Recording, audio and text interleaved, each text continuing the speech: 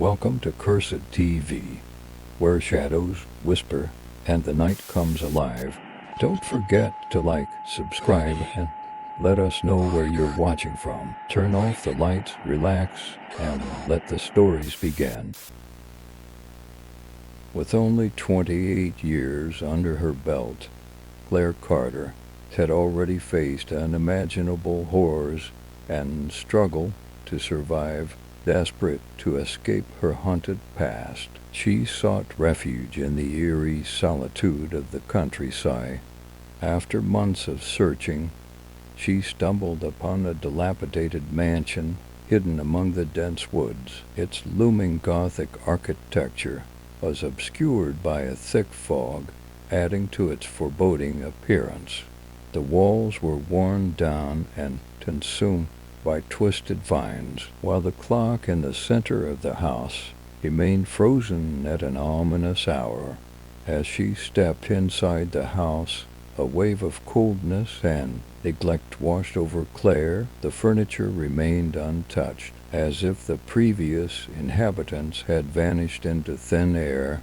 When she ran her fingers along the wooden banister, she felt an icy chill course through her veins. In the living room, she noticed faint footprints on the rug and caught glimpses of movement in the antique mirror.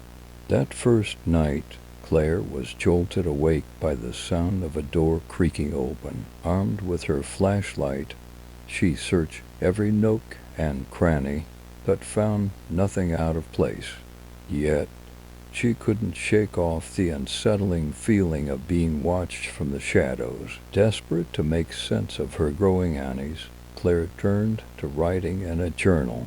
She described the hauntingly beautiful house, but also noted a deep sense of foreboding that seemed to permeate every corner of it. "I can't shake off this feeling that something is waiting for me here," she wrote. The second night in the house brought a deeper unease. Claire's sleep was restless, fractured by the faintest noises that carried through the still air. The ticking of the old grandfather clock in the hallway, slow and deliberate, was a constant background to the sporadic creaks of the wooden floorboards. Somewhere in the distance, a soft whispering began indistinct, like voices trying to communicate through layers of fog. Her sense of smell, too, became heightened. There was the unmistakable scent of damp earth seeping in through the walls, mingling with a faint, almost floral fragrance she couldn't identify. It reminded her of the garden her mother once kept, though that memory brought a bitter pang, accompanied by the taste of medicinal syrup she was forced to take as a child after falling ill. Exploring the house further in the morning, Claire trailed her fingers along the walls, noting the texture of peeling wallpaper, damp to the touch in some places. The sensation was unsettling, as though the house itself was clammy and alive. In the kitchen, the chill of the brass doorknobs left a lingering numbness on her skin. As the day wore on, she began to feel the oppressive weight of silence. Even the birds outside seemed reluctant to come too close to the house. When she stood by the window, staring out at the misty expanse of forest, the silence was punctuated by a low, rhythmic sound, a soft scraping, like nails on wood. She froze, straining to listen, but the sound ceased as abruptly as it had started. That night the whispers returned, closer this time. Claire lay in bed, clutching her blanket, as the muffled sounds ebbed and flowed. They carried a strange cadence, almost melodic, yet utterly alien. The grandfather clock's ticking seemed to grow louder, each tick and tock echoing through the empty halls like a heartbeat. Unable to ignore the growing dread, she reached for her journal and began to write. There is something here. It's not just the house, it's the air, the walls, the very fabric of this place. I feel it watching. waiting. Her hand trembled as she set the pen down. For a moment, the faint scent of her mother's garden wafted through the room, and she could almost taste the sweetness of childhood, mingled with the bitterness of what was lost. The night ended with a sudden, sharp knock at her bedroom door. Claire held her breath, staring at the handle. It didn't move, but a chill spread through the room, settling into her bones. She didn't sleep again that night. The house resisted the touch of sunlight, the heavy drapes drawing shadows across the room. Claire made herself a cup of coffee, but even its bitter warmth couldn't shake off the uneasy feeling that settled in her stomach. As she sipped, the taste lingered oddly metallic, like rust. She set the mug down with a shudder and determinedly began unpacking her belongings. Each box she opened seemed to stir up the air, releasing faint scents of mothballs, aged paper, and something faintly acrid. Among her belongings, Claire found a small porcelain figurine of a ballerina keepsake from her childhood. Its delicate features had remained unchanged, yet holding it filled her with an inexplicable sadness. As she moved through the house, Claire noticed a strange sound, faint scratching coming from inside the walls. It came and went in an erratic rhythm that seemed to follow her. When she paused in the hallway to listen, the sound stopped, replaced by a low, steady hum barely audible, but impossible to ignore. The hum grew louder in the evening, blending with the ticking of the grandfather clock. Claire stood in front of it in the living room, staring at its face. Its hands remained frozen at 3 o'clock, as they had been since she arrived, yet the ticking persisted, sharp and deliberate. She reached out to touch the glass, and the coldness shocked her fingers for a moment. She thought she saw her reflection in the glass move independently, her mirrored eyes darting to the side as if warning her of something unseen. Her heart raced as she turned, expecting to find someone behind her. There was nothing there except for the oppressive stillness of the house. The floral scent returned stronger now, mingling with an underlying odor of decay. It clung to her skin, making her stomach churn. That night Claire attempted to sleep, but the whispers started again. This time they were clearer, their cadence almost familiar. She strained to make out the words, catching fragments. Leave ... before ... too late. Her breath quickened as the voices grew louder, overlapping until they became an indistinguishable cacophony. Suddenly, the bedroom door creaked open on its own. Claire bolted upright, clutching her blanket. The hallway beyond was dark, yet she swore she saw movement, a shadow slipping out of sight. Gathering her courage, she stepped into the hallway, the wooden floor cold beneath her bare feet. The scent of flowers and decay grew stronger as she followed the shadow down the hallway. Her steps hesitant, it led her to the antique mirror in the living room. The glass was clouded, yet shapes seemed to writhe beneath its surface. As she reached out to wipe it clean, a voice's single, clear whisper spoke directly into her ear. "Run." Claire staggered back, her heart pounding. In the faint reflection of the mirror, she saw her own face twisted in fear. But it wasn't entirely hers. Something else lingered in her features, a hint of malice, a knowing smile that didn't belong to her. The figure in the mirror leaned closer, its lips forming words she couldn't hear. The air around her felt dense, heavy, and the silence that enveloped the house was unnatural. She pulled herself out of bed, every muscle in her body stiff, as though she had been lying on stone instead of a mattress. Descending the staircase, Claire immediately noticed something was wrong. The faint, rhythmic ticking of the grandfather clock that had unnerved her the previous night was absent. She hesitated in the living room doorway, her eyes drawn to the clocks and moving hands. They were still stuck at 3 o'clock, but now the air carried an oppressive stillness as though even time itself had fled. Claire's steps were hesitant as she moved closer. Her fingers, trembling slightly, brushed against the wooden casing.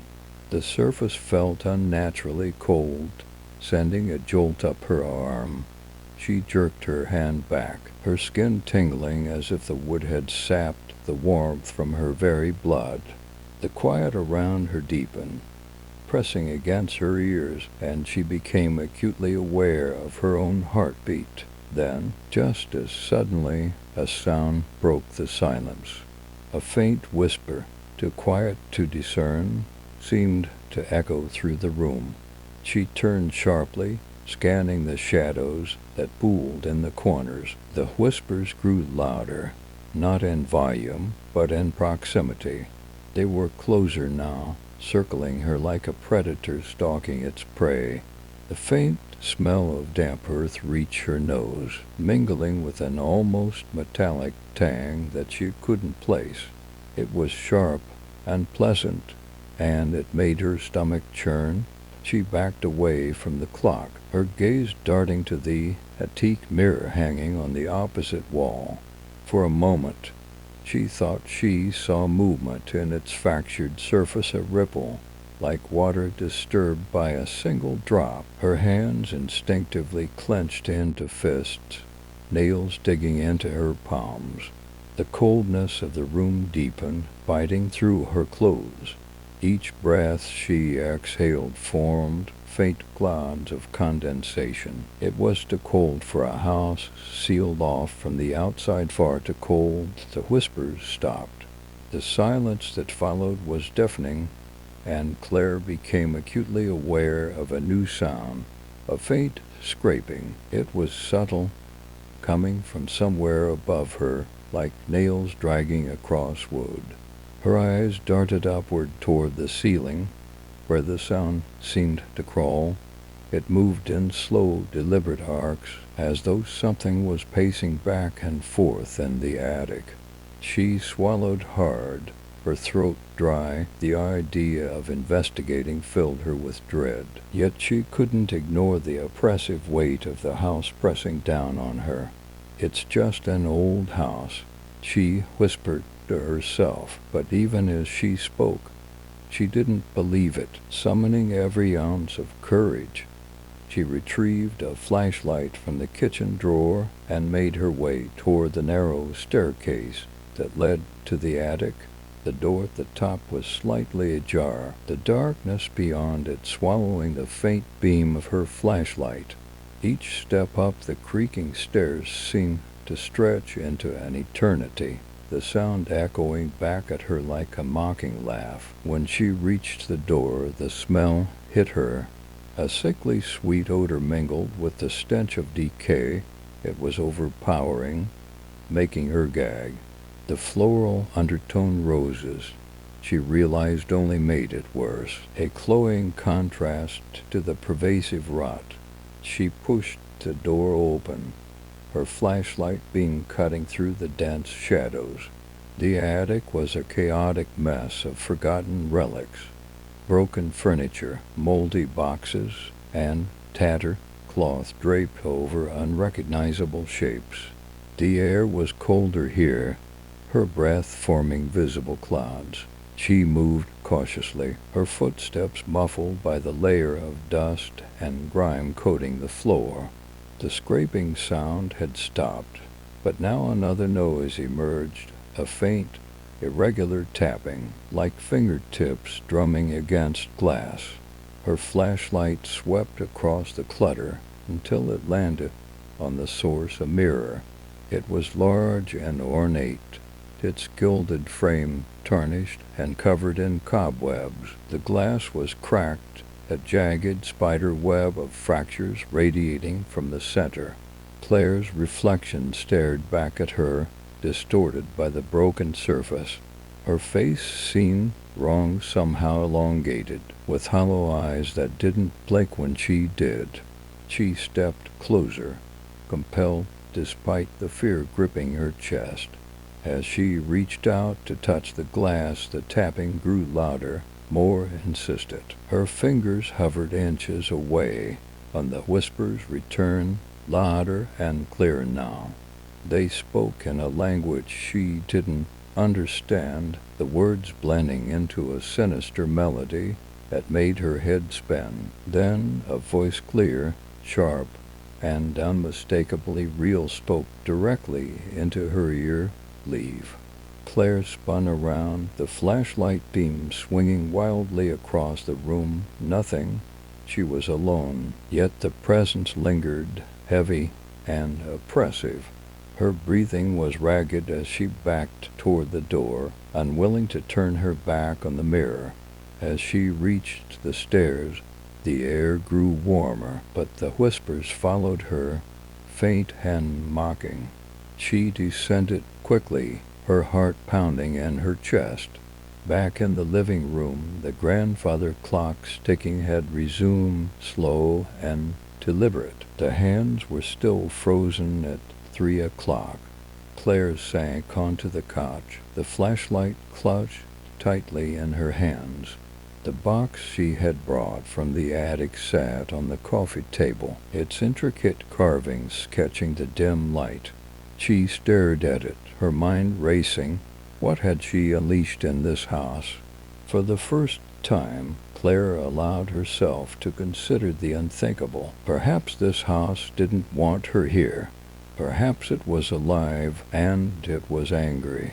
The hours blurred as Claire sat motionless on the couch, the weight of the box in front of her drawing her attention like a lodestone. Outside, the mist thickened, curling against the windows in ghostly patterns. The house felt heavier, its walls seeming to press inward, compressing the air around her. Her fingers hesitated over the box's lid. The carvings, intricate and chaotic, seemed almost alive, their patterns shifting when the light hit them at certain angles. A cold sweat formed on her brow as she ran her fingertips along the grooves. They were unnervingly smooth, as though worn down by centuries of touch. The silence around her was fractured by faint noises, subtle, almost imperceptible. A distant creak echoed from the upper floors. Somewhere deeper in the house, a soft rustling sound carried through the still air, like fabric brushing against skin. Claire's throat tightened, her sense of isolation deepening with each passing moment. Finally, she lifted the lid. Inside the box lay a collection of items that seemed deliberately placed, each one whispering of a forgotten story. A small, tarnished locket rested atop a bundle of yellow letters tied together with a fraying ribbon. Beside them was a cracked porcelain doll, its once delicate face marred by a web of fractures, one glass eye missing. The doll's remaining eye glinted unnervingly in the dim light, seeming to follow Claire's movements. The letters smelled faintly of mildew, but another scent clung to them as well, something floral, faintly reminiscent of lavender.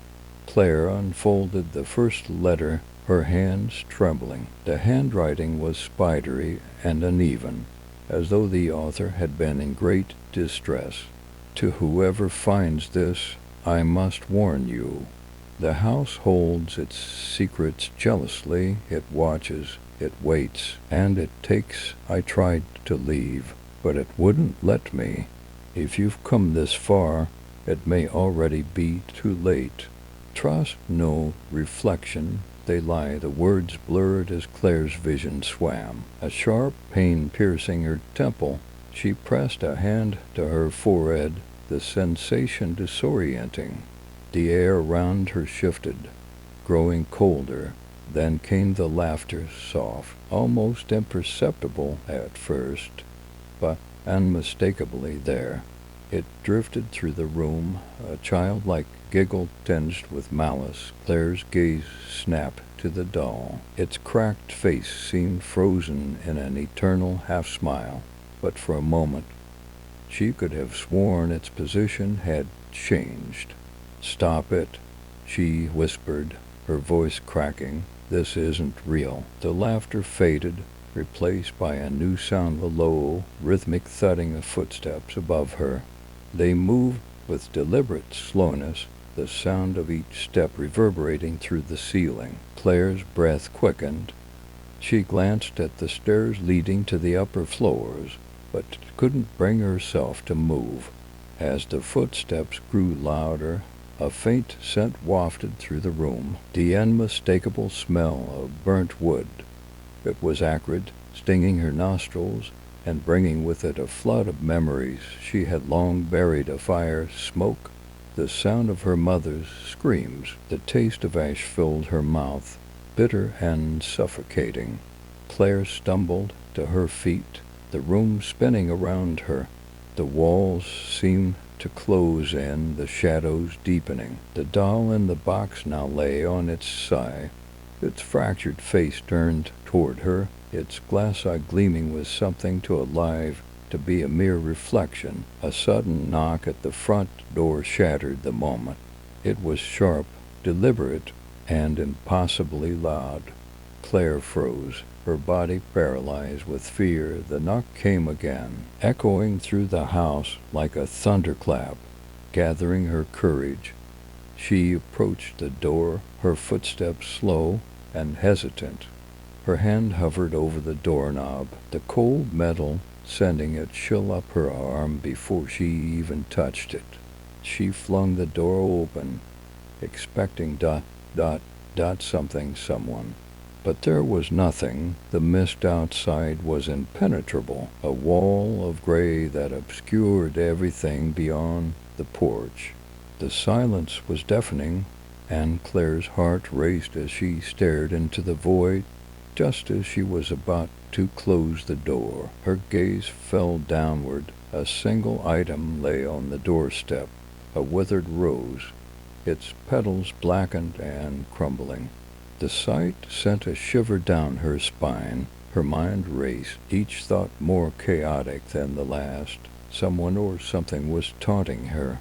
She slammed the door shut and locked it, her back pressed against the wood as she tried to steady her breathing. The house seemed to hum around her, a low, menacing vibration that she felt more than heard. "Why are you doing this?" she whispered, her voice trembling. The house offered no answer, only the relentless ticking of the grandfather clock, which had inexplicably resumed. The hand still pointed to 3 o'clock. Claire collapsed onto the floor, clutching her knees to her chest. The whispers returned, faint but insistent, seeping into her thoughts like water through cracks. She covered her ears, trying to shut them out, but they grew louder, more distinct. "Leave." They hissed, or stay ... forever. Tears streamed down her face as she rocked back and forth. The house was alive, and it had claimed her, whether she stayed or fled. She knew one thing for certain: she would never truly escape. Claire sat motionless. She reached for the box with hesitant fingers, drawn to it despite the fear knotting her stomach. The carvings seemed alive, the intricate patterns shifting under the flickering light of the candles she had lit earlier. The faint metallic tang she had smelled upstairs returned. Sharp, the whispers from the attic had subsided, but the silence that replaced them was worse. It was dense, oppressive, and laden with a promise that the quiet wouldn't last. A sudden sound broke her focus. It was faint at first, almost imperceptible, a soft rustling, like fabric shifting against itself. Claire's head snapped toward the source, her eyes scanning the room. The curtains by the bay window were moving, swaying gently as though caught in a breeze. But there was no breeze. The air in the room was still, stagnant. The rustling grew louder, more deliberate. Claire rose to her feet, her muscles tense. She approached the window slowly, her bare feet making no sound on the cold wooden floor. "Who's there?" she whispered, her voice trembling. The rustling stopped. For a moment, all was still. Then a shadow moved across the glass, a fleeting shape that passed too quickly for her to discern its form. Claire's breath hitched. She leaned closer, peering into the mist-shrouded night beyond the window. The mist seemed alive, swirling and shifting in unnatural patterns as she stared. A faint outline began to take shape, a figure standing just beyond the edge of the porch. It was tall and thin, its features obscured by the fog. Claire stepped back, her heart pounding. The figure didn't move. It stood perfectly still, as though it were watching her. She turned away from the window, clutching her arms to steady herself. But the moment she did, she felt it, the unmistakable sensation of being watched. It wasn't just the figure outside. It was the house itself, its unseen eyes tracking her every move. The ticking of the grandfather clock grew louder, each beat reverberating through her skull. Claire pressed her hands to her ears, trying to block it out, but the sound was relentless. "Stop it," she cried, her voice cracking.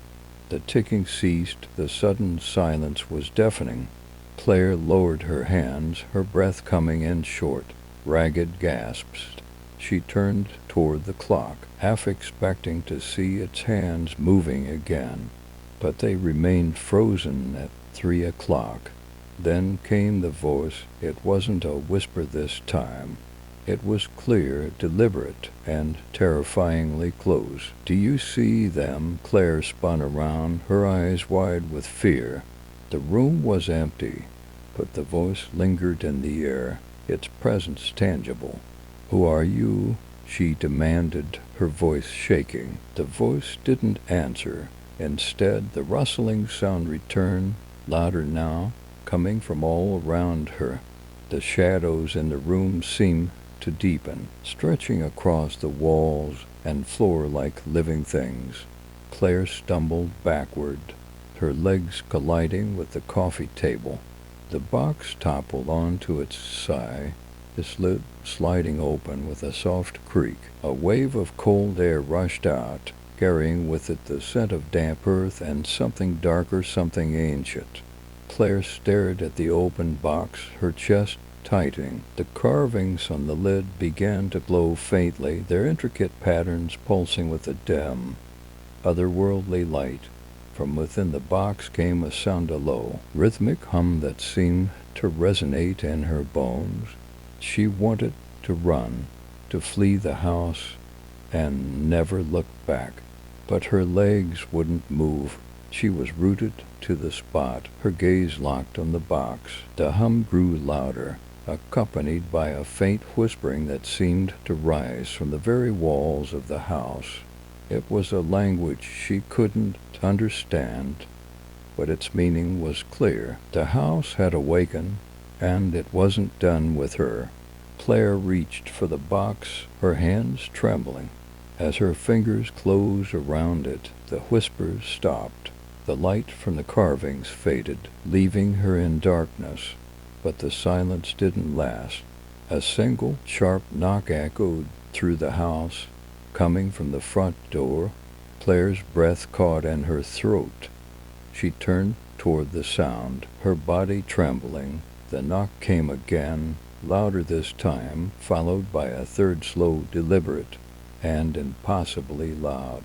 "Don't answer it," the voice from earlier whispered, faint and distant. Claire stared at the door, her mind racing. The house seemed to hold its breath, the air thick with anticipation. And then, as if drawn by an unseen force, she took a step forward. The air in the house seemed to solidify as Claire stood frozen, her gaze locked on the front door. The knocking had ceased.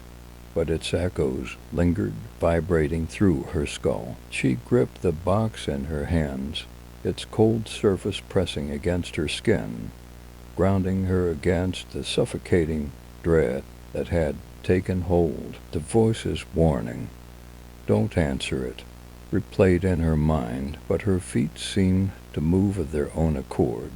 One step, then another, until she stood mere inches from the door. The old would loom before her, its peeling paint revealing layers of decay beneath. Her fingers hesitated on the brass doorknob, her pulse hammering in her ears. The silence was so profound that even the faintest creak of the floorboards felt deafening. Another knock shattered the stillness, sharper and closer than before. Claire gasped, her hand recoiling from the door as if burned. This time it was followed by a voice, a low, gravelly sound that seemed to emanate from every corner of the house. Claire ... double quotes her name, drawn out in a slow, deliberate whisper. She staggered back, clutching the box to her chest as if it could shield her from whatever was waiting beyond the door. The voice continued, now layered with a faint, raspy undertone. "Let me in." "No," she whispered, shaking her head violently. "Go away." The voice ignored her. It spoke again, louder now, its tone dripping with mockery. "You invited me, Claire. Don't you remember?" Her mind reeled. Invited? The memories of her arrival in the house flooded back her cautious steps over the threshold. The whispered promises of a fresh start. Had her mere presence been an invitation? Suddenly the door rattled violently, as if something on the other side was trying to force its way in. The air around her thickened, pressing against her chest like an invisible hand. She stumbled backward, nearly tripping over the coffee table. The rattling stopped, the silence returned, heavier and more oppressive than before. Claire's breathing was ragged, her lungs struggling against the suffocating stillness. Then, without warning, the doorknob began to turn. "No," she whimpered, clutching the box tighter. "Stay away." The knob twisted further, the sound of metal grinding against metal filling the room. And then, as suddenly as it had begun, it stopped. The house seemed to exhale, its oppressive weight lifting slightly. But Claire knew better than to believe it was over. Her eyes darted to the nearest window, desperate for a glimpse of what lay beyond the door. The mist outside had thickened, swirling in unnatural patterns. Shapes moved within it, indistinct and shifting. "Leave," she whispered again, more to herself than to whatever was outside. A sudden, sharp creak behind her made her spin around.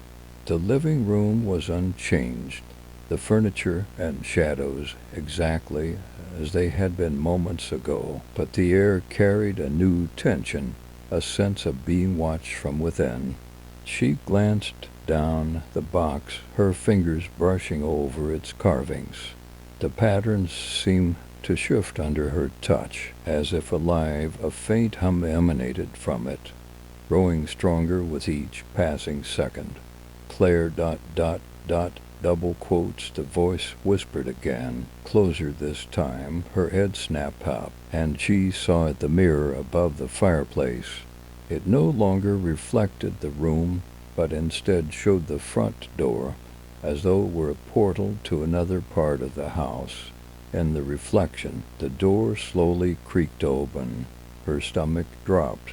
The real door remained closed, unmoving, but in the mirror it swung wide, revealing the mist-choked night beyond. A figure stepped through. It was tall and gaunt, its form shrouded in tattered fabric that fluttered as though caught in a phantom wind. Its face was obscured, but its presence radiated malice. The figure moved slowly, each step deliberate, as it crossed the threshold and entered the house. Claire backed away, her gaze locked on the mirror. The figure's movements were fluid, almost hypnotic, but there was something deeply wrong about the way it moved. Its limbs seemed too long, its joints bending at unnatural angles. In the mirror, the figure turned its head, its eyeless gaze locking onto her. "Claire," it said, its voice a guttural echo, "you called me." She shook her head, tears streaming down her face. I didn't call anyone." The figure stepped closer, the floorboards creaking beneath its weight. Claire felt the vibrations through the solace of her feet, though the real room remained still. Her hands tightened around the box to hum within it, now a roar. The carvings glowed faintly, casting eerie shadows on the walls. "Give it back," the figure demanded, its voice splitting into multiple tones, low and high, male and female, human and inhuman. Claire shook her head again, clutching the box like a lifeline. "No, I don't know what you're talking about." The figure extended a skeletal hand, its fingers impossibly long, reaching toward her through the mirror's surface. The glass rippled like water, and a cold wind swept through the room, carrying the scent of decay and roses. Claire screamed, dropping the box. It hit the floor with a hollow thud, and the glow from its carvings flared. Blindingly bright, the figure recoiled, its hand withdrawing into the mirror.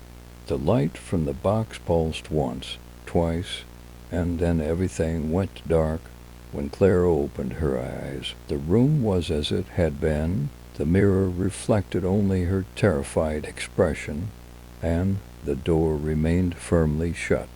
But the box ... It was gone. The silence in the house felt unnatural, as if it was not the absence of sound, but a deliberate erasure of it. Claire sat motionless in the living room, her arms wrapped tightly around herself. The box, which had disappeared, haunted her thoughts, its weight a phantom she couldn't shake. Then came the first sound of faint tapping from somewhere deep within the walls. Tap, tap. Claire froze, her ears straining to locate its origin. The sound was faint but persistent, an erratic rhythm that seemed to mock the steady ticking of the grandfather clock.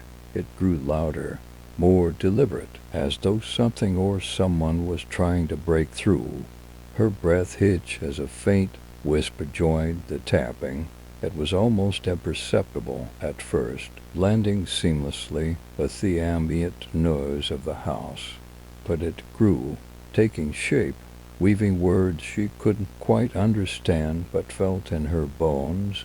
The air turned colder. The faint smell of damp wood and mildew seeped into her senses, tinged with a metallic sharpness that made her stomach churn. She gagged as the scent intensified, and her vision blurred momentarily, as though the room itself was bending under an invisible weight. Claire tried to stand, but the tapping turned into a loud, scraping sound. It came from all directions now, clawing at her sanity. "Stop," she whispered, her voice trembling. The sound ceased immediately. A cold draft swept through the room, carrying with it the faint scent of roses, sickly sweet and utterly out of place. It prickled her skin, and she felt something brush against the back of her neck, light as a feather.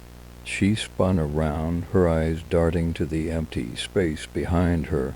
"Who's there?" she demanded, her voice stronger than she felt. The sudden noise shattered the quiet, a dull thud, followed by the unmistakable sound of glass cracking. Her head snapped toward the antique mirror. On the far wall, a jagged fissure ran through its center, distorting her reflection. The fractured image was wrong. Her face stared back at her, pale and hollow-eyed, but it moved independently of her. Its lips curved into a slow, knowing smile. "No," she muttered, stumbling backward. Her reflection tilted its head, watching her with an eerie calm. Then the whispers began again, clearer this time. Leave ... The word was guttural, low, and reverberated through the room. Claire's chest tightened as she felt the walls closing in, the air thick and oppressive. Her body screamed for her to run, but her legs felt rooted to the floor. The mirror began to vibrate, the cracks spreading like veins. From within the fractures, a faint green light began to seep out, pulsating rhythmically. It was hypnotic, drawing her gaze even as her instincts screamed to look away. The whispers grew louder, joined by a cacophony of sound, scraping, tapping, faint sobbing. They blended into an oppressive symphony that made her head spin. And then a single word pierced through the nose, sharp and commanding. Run. Claire didn't need to be told twice. She turned and bolted toward the staircase, her feet barely touching the ground. The house seemed to shift around her, the walls warping as she passed. The whispers chased her, growing louder and angrier with each step. She stumbled into the hallway, slamming the door shut behind her. The sudden silence was deafening. Leaning against the door, she struggled to catch her breath, her heart pounding in her chest. The whispers were gone, but their echo lingered in her mind. She glanced around the hallway, her eyes darting to every shadow. The grandfather clock in the living room ticked faintly, its hands frozen at 3 o'clock. Claire collapsed onto the floor, her knees pulled to her chest. For the first time, she allowed herself to cry, her tears mixing with the sweat on her face. But even in her despair, she couldn't ignore the faint, scratching sound that had started again. This time, it was coming from directly behind her. Her breath caught in her throat as she turned, her eyes widening in horror. The walls were moving. The walls trembled faintly, as if alive, shifting under an invisible hand. Claire stared, her pulse hammering in her ears, as lines and shapes emerged from the cracked plaster. They twisted and curled like veins, forming patterns that resembled old, faded symbols. Her breath itched when she saw them move, writhing, as though trying to free themselves from the surface. She scrambled backward, her body pressing against the opposite wall, the cool surface grounding her momentarily. The scratching grew louder, accompanied by a low, guttural hum that vibrated in her chest. It wasn't random. It was rhythmic, purposeful, like the chanting of a language long forgotten. "Stop," she whispered, clutching her head as the noise grew unbearable. And then silence. The walls stilled, the symbols freezing in place. For a moment she thought it was over, but the air around her thickened again, a suffocating weight pressing down. She gasped as the symbols began to glow faintly, a pale green light that illuminated the hallway. From the corner of her eye she saw movement. Her gaze darted toward the end of the corridor, where shadows seemed to coalesce into a figure. It was tall, impossibly thin, with elongated limbs and a face obscured by a veil of darkness. It didn't move, but the oppressive aura emanating from it was enough to send Claire scrambling to her feet. "Who are you?" she demanded, her voice trembling. The figure tilted its head, as if considering her question. Then it raised one spindly arm and pointed down the hall. Claire followed its gesture, her eyes landing on a door she hadn't noticed before. The wood was warped and cracked, the brass handle tarnished and smeared with something dark. She turned back to the figure, but it was gone, as if it had never been there. The faint whisper of her name, Claire, drifted down the hall, soft and almost affectionate. Her body moved before her mind could protest, her feet carrying her toward the door. She hesitated, her hand hovering over the handle. A part of her screamed to turn back, but a stronger, inexplicable pull urged her forward. The handle was ice cold under her touch. She turned it slowly, the door creaking open to reveal a small, dimly lit room. The air inside was damp, heavy with the scent of mildew and something faintly floral roses again, sickly sweet and cloying. At the center of the room was a single object, a chair. On it sat the box. Claire's breath hitched. The intricate carvings on its surface seemed to pulse with life, the symbols glowing faintly in time with her racing heartbeat. She took a cautious step forward, her eyes fixed on the box. The moment she entered the room, the door slammed shut behind her. Panic surged through her as she spun around, yanking at the handle, but it wouldn't budge. The walls began to close in, the shadows stretching toward her like living tendrils. The box emitted a low hum, drawing her attention back to it. Against her better judgment, she reached out, her fingers brushing its surface. Pain shot through her hand, sharp and searing, but she couldn't pull away. The box seemed to latch onto her, its carvings shifting under her touch. A rush of images flooded her mind, visions of a family she didn't recognize, their faces twisted in fear. A young girl standing in the very room she was in now, her eyes hollow and lifeless. And then the house itself, dark and pulsating like a living organism. The whispers returned, louder now, crashing over her like waves. "Set us free," they demanded. Claire's knees buckled, and she collapsed to the floor, the box still clutched in her hands. Tears streamed down her face as she shook her head, desperate to block out the voices. "I don't understand," she cried. The room responded with a violent tremor, the walls cracking and splitting. Shadows poured from the fractures, writhing and coiling like smoke. They surged toward her, wrapping around her limbs and pulling her closer to the box. A single piercing scream echoed in her mind, and then everything went black. When Claire awoke, she was lying on the floor of the hallway. The door to the strange room was gone, replaced by an unbroken stretch of wall. The box sat next to her, its carvings still glowing faintly. She sat up, her body trembling, and stared at it. For the first time, she realized the truth. The house wasn't just haunted, it was a prison. The house was quieter now, but it was not the peace of reprieve. It was the heavy, waiting silence of a storm holding its breath. Claire sat on the edge of her bed, the journal open on her lap, its pages brittle under her fingertips.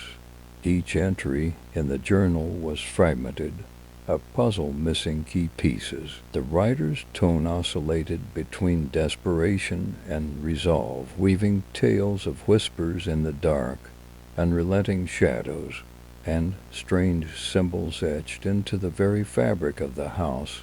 One entry, dated decades ago, stood out. "They warned me not to build here. The land itself rejects us, they said, but I didn't listen. Now the house breathes, it waits, and it watches." The words sent a chill down Claire's spine. Her gaze drifted to the mirror hanging across the room. Its surface was pristine, unbroken, yet every time she looked into it, she felt watched as if her reflection had an existence beyond the glass. She stood and approached it slowly, her bare feet silent on the creaking floorboards. The closer she got, the more the air seemed to thicken. A faint metallic tang filled her nose, like the scent of old blood. Her breath fogged the surface as she leaned closer, searching for anything out of place. For a moment her reflection was still, too still, then it moved. Not a flinch or a twitch, but a subtle delay, as though the image lagged behind her. Her heart leapt into her throat, and she stumbled back. The reflection followed her movement, perfectly in sync now, its hollow eyes locking with hers. Her chest tightened, and she spun away, only to hear the faint sound of glass cracking. Turning back, she saw the mirror splintering, thin veins spreading from the center outward. "No," she whispered, clutching the journal to her chest as if it could shield her. The cracks widened, and from their depths something began to seep, a dark, inky substance that oozed down the surface, defying gravity. As it reached the floor, the substance pooled, forming shapes that writhed and twisted like living shadows. Claire backed toward the door, her hand fumbling for the doorknob. Before she could turn it, the journal in her arms grew warm, almost too hot to hold. The pages fluttered open on their own, settling on an illustration of the box. Beneath it was a single word, scrawled in jagged handwriting: "Contain." Her head snapped back toward the mirror. The shadows were spilling out faster now, spreading across the floor in tendrils that reached for her feet. She knew what she had to do. Racing downstairs, she grabbed the box from where she had left it on the dining table. Its carvings glowed faintly, as if responding to her presence. She turned it over in her hands, searching for some mechanism to open it, but the box remained stubbornly sealed. The shadows followed her, slithering down the staircase like blackened water. They clung to the walls, the floor, the ceiling, darkening the room until the only light came from the box in her hands. "Please," Claire whispered, tears streaming down her face. "What do you want from me?" The whispers returned, layered and overlapping, too many voices to discern, but one word cut through the chaos, sharp and clear: "You." The box grew warmer, almost pulsating in her hands. Claire hesitated, her mind racing. The journal's warning echoed in her head: "Contain." With trembling hands, she placed the box on the floor and knelt beside it. Her fingers traced the carvings, searching for anything that might help. Finally, she found it, a small latch hidden within the intricate design. Her breath caught as she hesitated. Opening the box felt like crossing a threshold she could never return from, but the shadows were closing in, and the house groaned around her as though it were alive. "I don't have a choice," she muttered, and with that, she flicked the latch open. The box snapped open with a low, guttural sound, and the room was flooded with a cold, green light. The shadows recoiled, twisting and writhing, as they were drawn toward the box like iron filings to a magnet. Claire watched in horror and fascination as the tendrils disappeared into the box, one by one. The house shuddered violently, and for a moment she thought it might collapse. Then, just as suddenly as it began, it was over. The shadows were gone, the box was shut, and the house fell silent once more. Claire sank to the floor, clutching the box to her chest as she sobbed. She didn't know what she had done or what the box truly was, but one thing was clear: the house had given her no other choice, and whatever she had just contained, it was not gone. It was waiting. The attic was colder than it had ever been, a biting chill that seemed to seep into Claire's bones. She had returned, armed with the journal, a flashlight, and a handful of chalk. The spiral symbol sketched in the journal was her only clue, its jagged edges etched into her memory. Claire knelt on the creaking wooden floor, her breath visible in the freezing air. She glanced nervously around the cluttered attic, the shadows playing tricks on her eyes. The air smelled faintly of roses, the floral sweetness laced with the sickly tang of decay. The journal lay open beside her, its pages fluttering as though caught in an invisible breeze.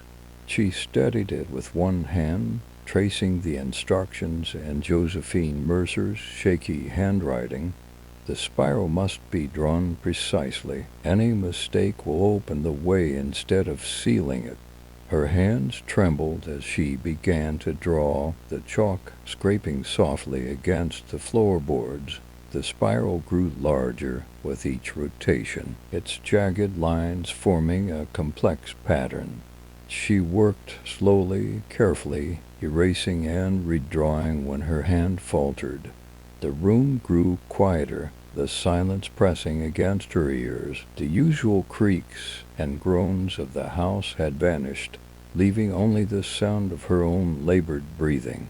As she finished the spiral, the flashlight flickered, the beam dimmed and sputtered, plunging the room into near darkness. Claire fumbled to steady it, her heart pounding. "Stay calm," she whispered to herself, though her voice wavered. The silence was broken by a faint whisper, distant yet unmistakable. It wasn't the chaotic murmuring from before. This voice was singular, sharp, and familiar. "You shouldn't be here." Claire froze. The voice belonged to a woman, her tone tinged with sorrow. It sounded eerily like her mother's. "No," she muttered, shaking her head. "You're not real." The shadows in the corner of the attic seemed to shift, coalescing into a vague figure. It was tall and slender, its edges flickering like a flame. "You can't undo this," the voice continued. "You think you can fight it, but it's too late." Claire clutched the flashlight tightly, the beam trembling as she swung it toward the figure. The light passed through it, illuminating nothing but the dusty wall behind it. "I'm not afraid of you," she lied, her voice shaking. The figure didn't respond. Instead, it began to dissolve, its form disintegrating into tendrils of shadow that slithered toward the spiral on the floor. Claire watched in horror as the shadows seeped into the lines she had drawn, the jagged edges glowing faintly with an unnatural light. The journal's warnings screamed in her mind. The spiral must be drawn precisely. Any mistake, her heart sank. Had she made a mistake? The spiral began to pulse, each jagged line flickering with a sickly green light. The air in the attic grew heavier, pressing against her chest and making it difficult to breathe. "No, no, no," Claire whispered, frantically flipping through the journal for answers. The pages blurred before her eyes, her panic making it impossible to focus. The glow from the spiral intensified, casting eerie shadows across the room. The whispers returned, louder and more chaotic this time, a cacophony of voices overlapping and drowning out her thoughts. Suddenly, the spiral erupted in a burst of light, and Claire was thrown backward. She hit the floor hard, the impact knocking the breath from her lungs. When she opened her eyes, the attic was bathed in an unnatural glow. The spiral on the floor was no longer just a drawing.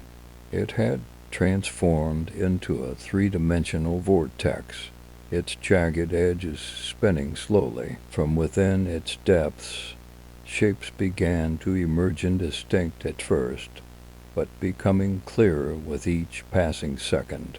They were figures, humanoid but wrong. Their limbs were too long, their movements jerky and unnatural.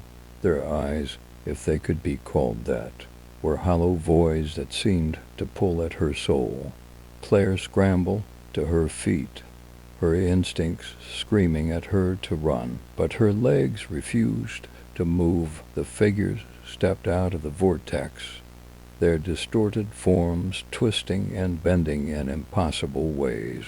"You've opened the way," one of them hissed, its voice a guttural rasp that made her skin crawl. "I didn't mean to," she stammered, her voice barely audible over the pounding of her heart. The figures moved closer, their hollow eyes fixed on her. The whispers in her mind grew louder, an unbearable cacophony that threatened to shatter her sanity. Desperation overtook her fear. She grabbed the journal from the floor and flipped to the last page, her eyes scanning the chaotic scrawl. One line stood out, written in bold, jagged letters. "The box must be placed within the spiral. Only then can the way be closed." Claire's gaze darted to the small wooden box sitting on a nearby shelf. The air around it shimmered faintly, as though it was surrounded by an invisible barrier.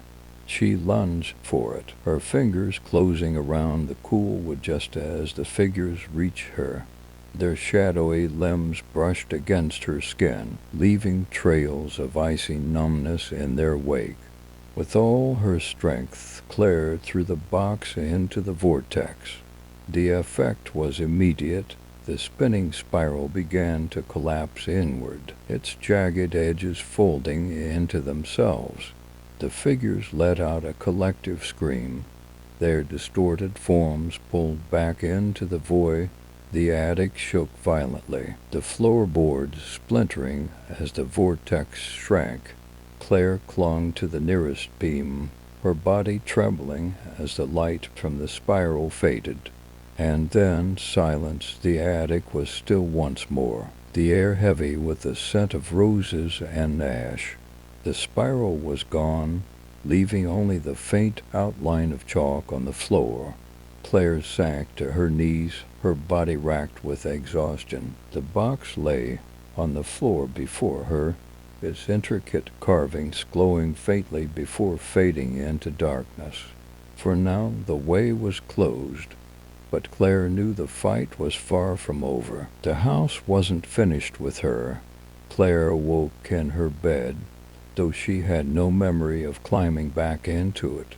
The pale morning light filtered through the cracked blinds, weak and cold. Her body ached as if she had been through a brutal storm, her muscles stiff and her skin tender to the touch.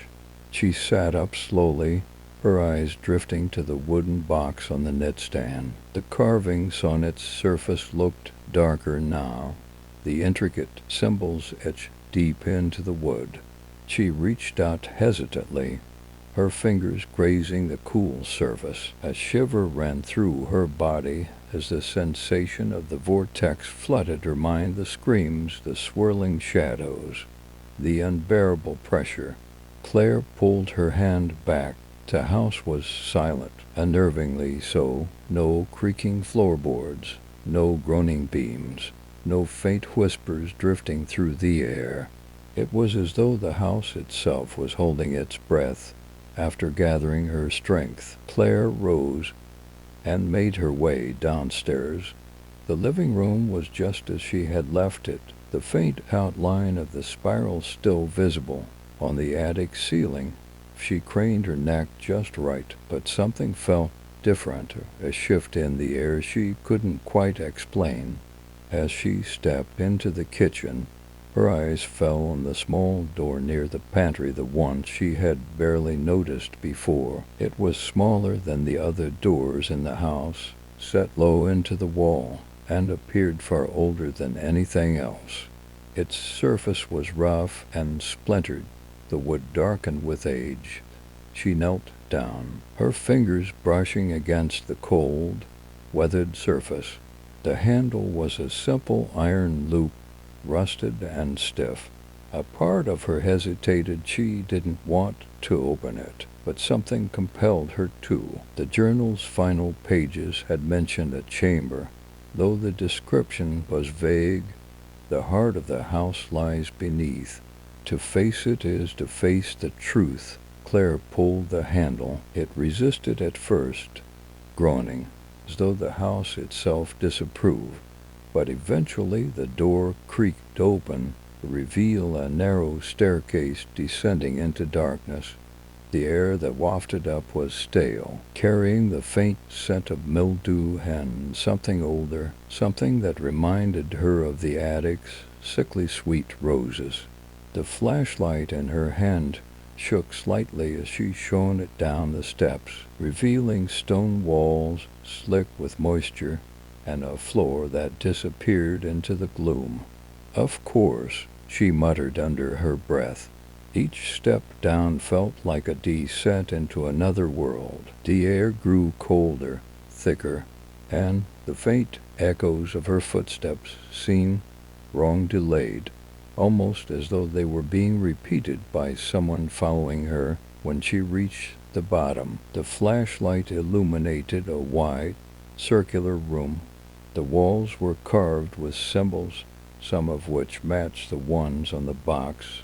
Others were unfamiliar, their jagged shapes making her head throb if she stared at them too long. In the center of the room stood a pedestal. Resting atop it was another box identical to the one she had found in the attic. Down to the smallest detail, the journal's warning rang in her ears. "To keys, one door." Her fingers twitched with unease as she approached the pedestal. The silence in the chamber was oppressive, thick and alive, wrapping around her like a second skin. She reached for the box, her fingertips brushing its surface. The moment she touched it, the room came alive. The symbols on the walls began to glow, faint at first, but growing brighter with each passing second. A low hum filled the air, vibrating through her chest and rattling her teeth. Claire stumbled backward, clutching the box to her chest. The humming grew louder, becoming a roar that seemed to come from the walls themselves, and then she saw them figures emerging from the glowing symbols. They were faint at first, their forms flickering like dying flames, but they grew more defined with each step they took. They were humanoid, yet impossibly wrong, their limbs too long and their faces featureless save for a hollow, gaping voids where their eyes should have been. Claire's breath came in short, panicked gasps. She backed away, clutching both the flashlight and the box like lifelines. "Stay back," she screamed, though the words felt empty in the vastness of the chamber. The figures didn't stop. Their movements were slow, deliberate, and their hollow eyes were fixed on her. Suddenly, the box in her arms grew warm. She looked down to see the symbols on its surface glowing faintly, pulsating in rhythm with the hum of the chamber. The journal's words flashed in her mind again. "Two keys, one door." Claire darted toward the pedestal, narrowly avoiding the grasp of one of the figures. She slammed the box into the depression, its glowing symbols aligning perfectly with the markings on the pedestal. The room shook violently, the glow from the walls intensifying until it was blinding. The figures froze, their forms flickering and distorting before collapsing into swirling shadows that were pulled toward the box. The hum reached a deafening pitch, and then, all at once, it stopped. Claire opened her eyes to find the chamber silent once more. The figures were gone, and the box on the pedestal had vanished, leaving only the faint outline of its shape. She sank to her knees, her body trembling with exhaustion. The air was still thick with tension, as though the room itself was waiting for her next move. The silence was broken by a faint sound, a heartbeat, steady and strong, coming from somewhere deeper within the house. Claire's stomach turned as she realized the truth. This wasn't over. She hadn't found the heart of the house. The faint, rhythmic thudding echoed through the air, slow and deliberate, like the pulse of some ancient, slumbering beast. Claire remained frozen in the chamber, her eyes fixed on the darkness ahead. Each beat reverberated in her chest, an oppressive reminder that the heart of the house was still hidden and alive. The narrow staircase behind her beckoned, offering escape, but Claire knew there was no turning back now. The house wouldn't let her leave, not until she uncovered the truth buried within its walls. She gripped the flashlight tighter, her knuckles white, and moved toward the sound. The air grew warmer with each step, the once icy chill replaced by a suffocating heat. The walls of the chamber seemed to pulse faintly, the glowing symbols dimming and brightening in time with the heartbeat. The path sloped downward, the stone floor slick with condensation. The smell of damp earth grew stronger, mingling with the metallic tang she had come to dread. It reminded her of blood. As she descended, Claire's thoughts raced. The journal had hinted at the house's origins, at Josephine Mercer's desperate attempts to bind something unspeakable, but it was vague, fragmented, as though the writer had been too afraid to record the full truth. The heart must not awaken. Those words lingered in her mind, a chilling refrain that made each step feel heavier. The path ended in a wide archway, its frame carved with more of the jagged symbols. Beyond it lay a vast, circular chamber. The walls were covered in intricate carvings, their details grotesque and mesmerizing. At the center of the room stood a massive structure, a pulsating mass of flesh and stone, its surface veined with glowing red lines. It was the source of the heartbeat. Claire's breath caught in her throat. The structure seemed alive, its surface shifting and writhing, as though something inside it was struggling to break free. The glow from the veins illuminated the room, casting distorted shadows that danced across the carvings. Her box was embedded in the base of the structure, its carvings glowing faintly. Her instincts screamed at her to run, but something drew her closer. The oppressive heat of the room grew unbearable as she approached, sweat dripping down her face and soaking her clothes. The heartbeat quickened, the thudding echoing louder in her ears. The walls seemed to close in, the carvings twisting and writhing as though alive. Claire reached out, her hand trembling, and touched the box. The reaction was immediate. The veins running through the structure flared with light, a blinding red that filled the chamber.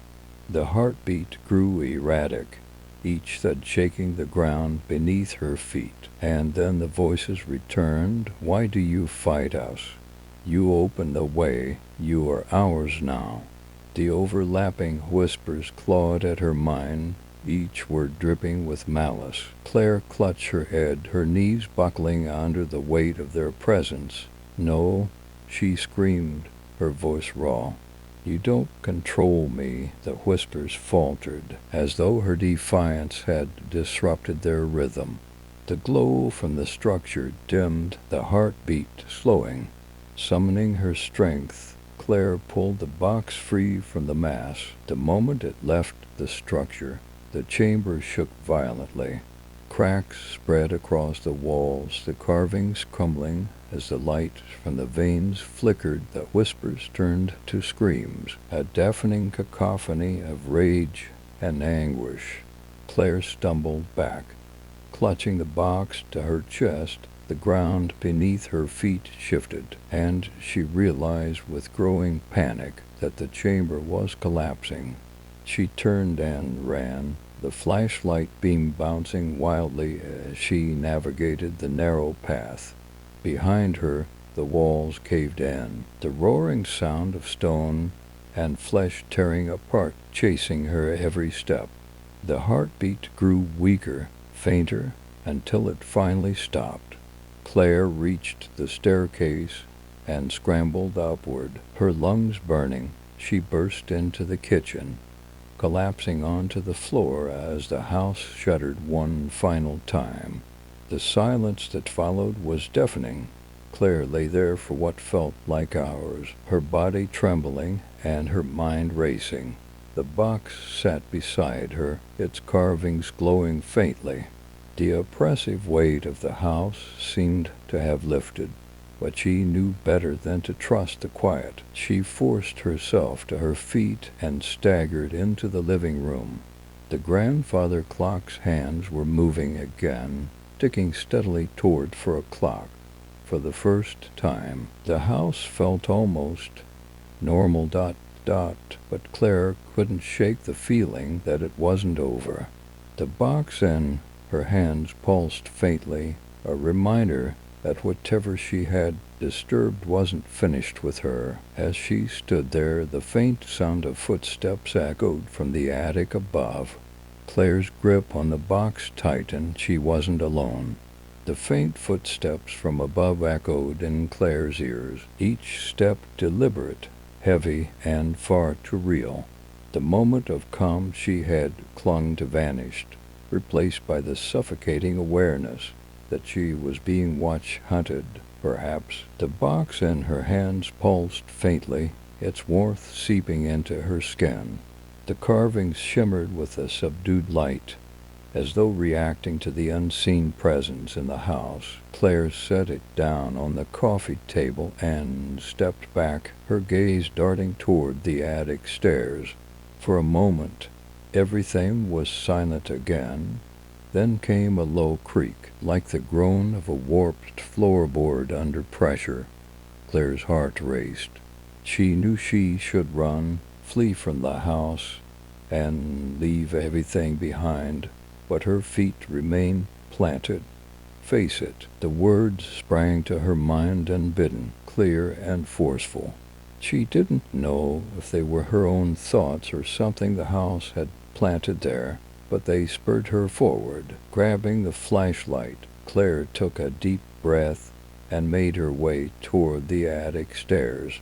The air grew colder with each step, a biting chill that gnawed at her resolve. She hesitated at the bottom of the staircase, staring up at the open attic door.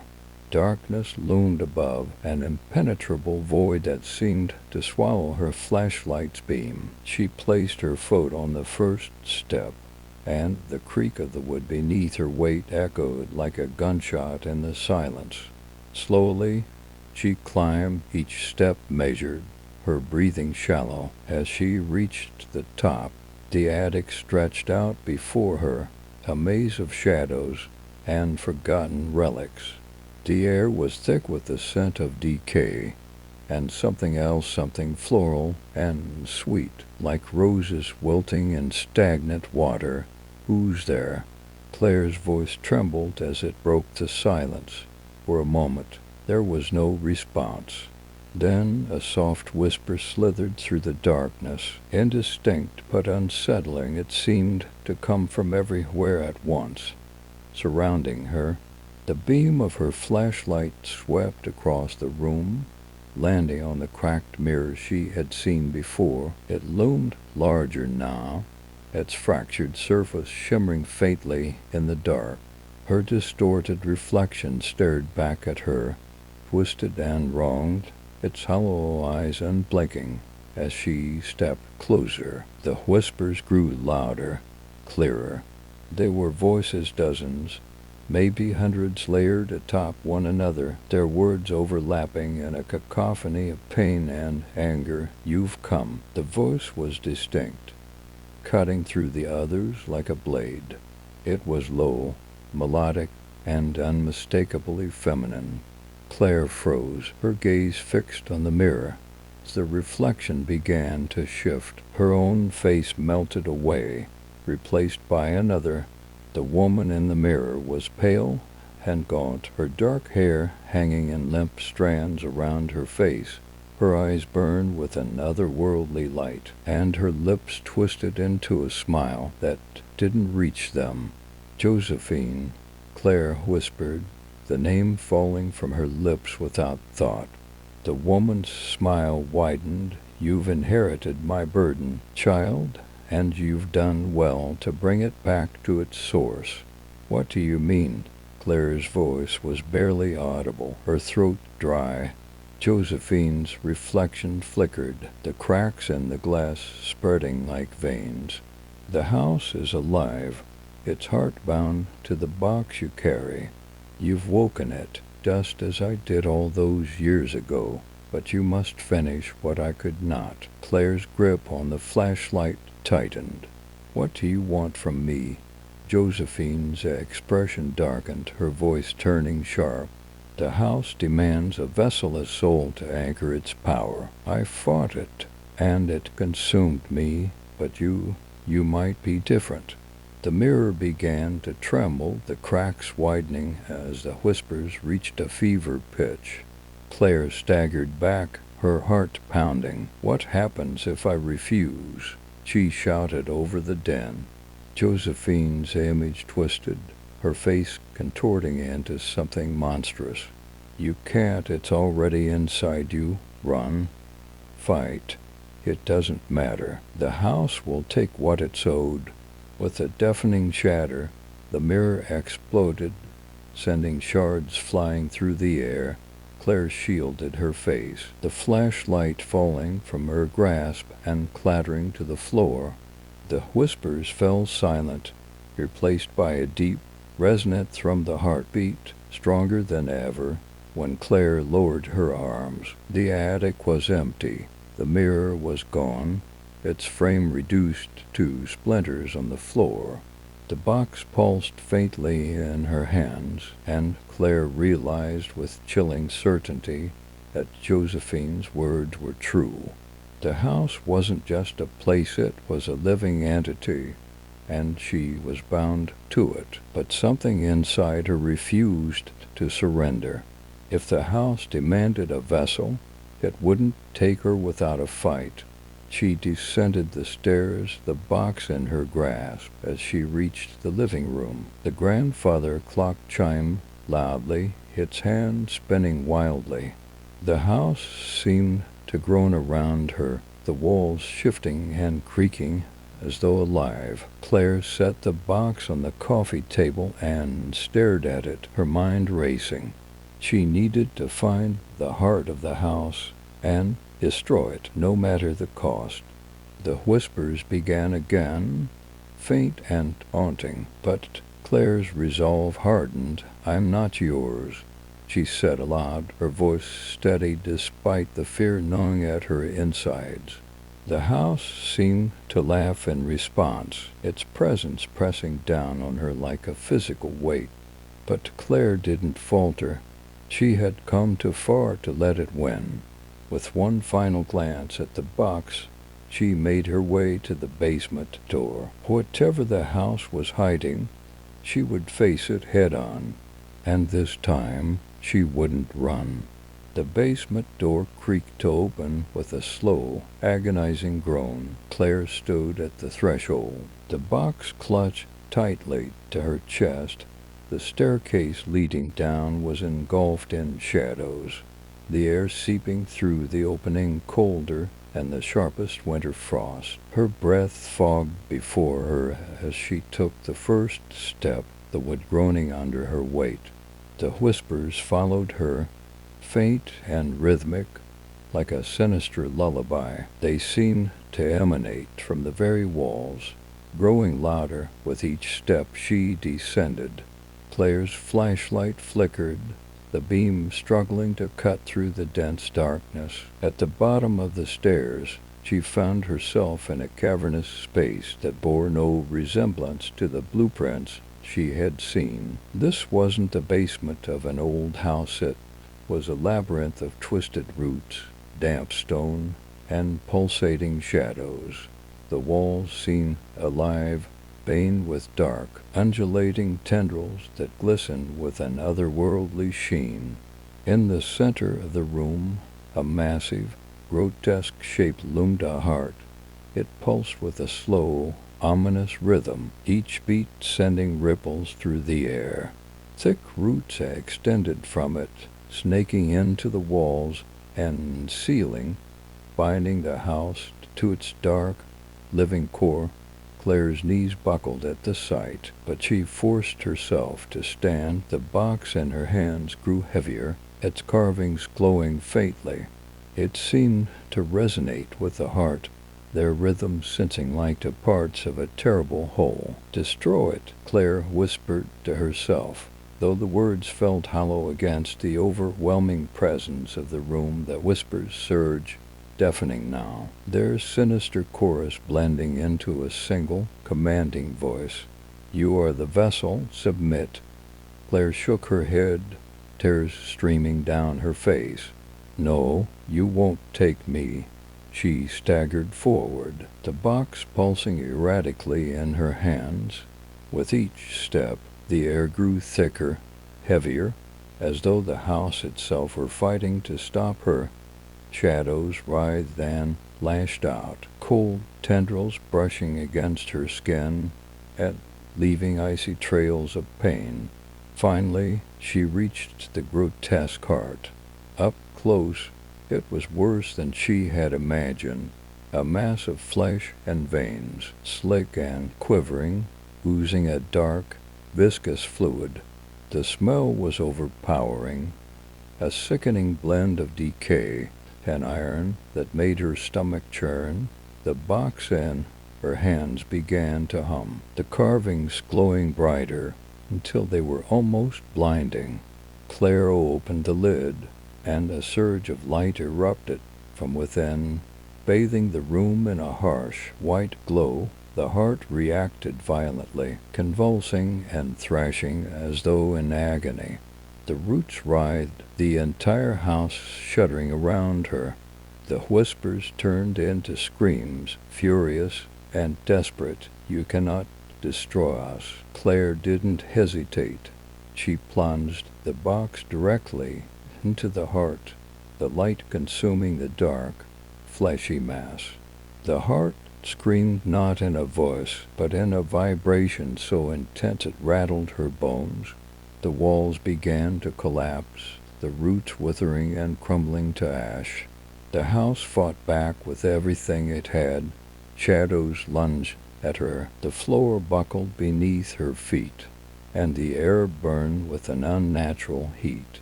But Claire held her ground, her hands gripping the box as its light grew brighter, stronger, until it swallowed everything. Then silence. When Claire opened her eyes, she was lying in the grass outside. The house was gone, replaced by an empty patch of scorched earth. The box sat beside her, its carvings now dull and lifeless. For the first time in what felt like forever, the air was still. No whispers, no cold, no suffocating presence, just silence and the distant chirping of birds. Claire sat up, her body aching, but her spirit unbroken. She stared at the empty space where the house had stood, her chest heavy with a strange mix of relief and sorrow. She was free. But as she picked up the box, a faint pulse ran through it, so subtle she might have imagined it. She hesitated, then tucked it under her arm and walked away, the sun rising behind her. Whatever had bound the house was gone, but the question lingered. Had she truly destroyed it, or merely shifted its prison? The answer, she knew, would come with time.